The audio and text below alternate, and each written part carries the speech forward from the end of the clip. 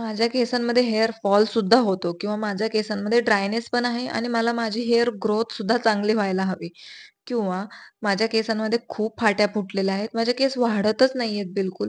खूप पातळ झालेल्या आहेत. अशा केसांच्या समस्या तुमच्या सुद्धा असतात ना, तर तुमच्या समोर माझ्या केसांचं उदाहरण आहे. 1-1.5 वर्षापूर्वी माझे केस मी अगदी खांद्यापर्यंत कट केले होते आणि आत्ताची माझ्या केसांची लेंथ तुम्ही बघू शकता. अगदी कमरेपर्यंत आहे आणि ते शक्य झाले आहे या नॅचरल हेअर रेमेडीज असतात ना, त्या मी लावत असते. बघा हे माझं म्हणजे आता तुम्हाला सगळ्या रेमेडीज लावण्यासाठी टाईम नसतो किंवा ताई माझ्याकडे खूप साऱ्या रेमेडी करण्यासाठी टाईम नाहीये. तर ही एकच रेमेडी जर तुम्ही प्रत्येक वीकमध्ये केली तर तुमच्या सगळ्या केसांच्या रिलेटेड ज्या समस्या आहेत ना, त्या दूर होणार आहेत.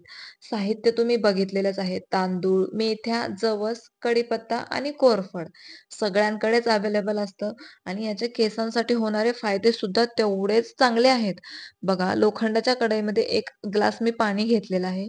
थोडंसं पाणी कोमट झाल्यानंतर त्याच्यात मेथ्या, जवस, तांदूळ आणि कढीपत्ता आणि कोरफड आपल्या सगळ्या वस्तू टाकून घेतलेल्या आहेत.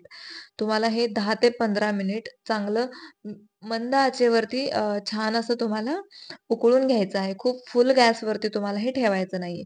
त्याचे सगळे न्यूट्रिशन्स आहेत ना, म्हणजे तुमच्या ह्या कढीपत्त्यामधले, त्याचबरोबर कोरफडमधले, जवसमधले ते तुमच्या पाण्यामध्ये किंवा तुमच्या हेअर पॅकमध्ये ते येऊ द्यायचे आहेत. अगदी मीडियम फ्लेमवरती.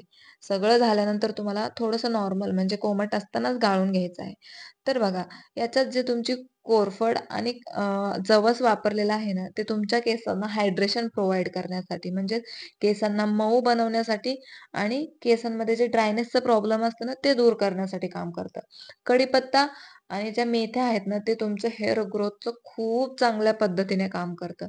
आणि तांदळ आहे ना, तर तुम्ही राईसचे जे हेअर पॅक किंवा राईस वॉटर तुम्हाला माहितीच आहे केसांसाठी किती फायदेशीर आहे. तर तांदूळ इथे तुमच्या केसांना चांगली चमक ॲड करण्यासाठी, केसांना मऊ बनवण्यासाठी खूप कामी येतं आणि डॅन्ड्रफची प्रॉब्लेम सुद्धा कोरफडमुळे तुमच्या केसांमध्ये अजिबात राहत नाही. आहे ना सगळ्या प्रॉब्लेमचं सोल्युशन एकाच हेअर पॅकमध्ये.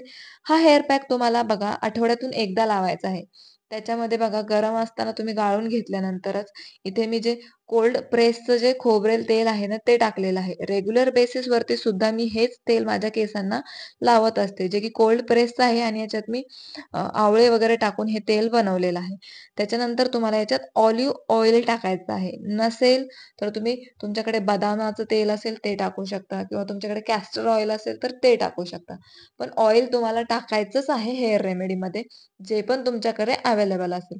आता इथे माझ्याकडे व्हिटॅमिन ईच्या ज्या कॅप्सूल होत्या ना, त्या संपल्या होत्या. पण तुम्हाला तुमच्या हेअर रेमेडीमध्ये नक्कीच टाकायच्या आहे. मी सुद्धा प्रत्येक हेअर रेमेडीमध्ये टाकत असते आणि त्याचे सुद्धा तुमच्या केसांना चांगली चमक देण्यासाठी, केसांचा व्हॉल्यूम वाढवण्यासाठी खूप फायदा होतो. आता इथे मी खोबरेल तेल थोडंसं जास्त टाकलेलं होतं, कारण मी रात्री ऑइलिंग केलेलं नव्हतं. जर तुम्ही ऑइलिंग केलेलं असेल, तर तेल तुम्ही थोडंसं कमी अर्धा चमचा वगैरे टाकू शकता. पण तेल मात्र टाकायचं आहे.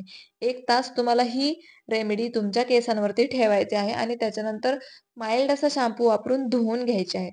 याचे जे रिझल्ट तुम्हाला भेटणार आहेत ना, ते खरंच खूप छान आणि अविश्वसनीय असणार आहेत. त्याच्यामुळे ही एक रेमेडी तुम्ही नक्की ट्राय करू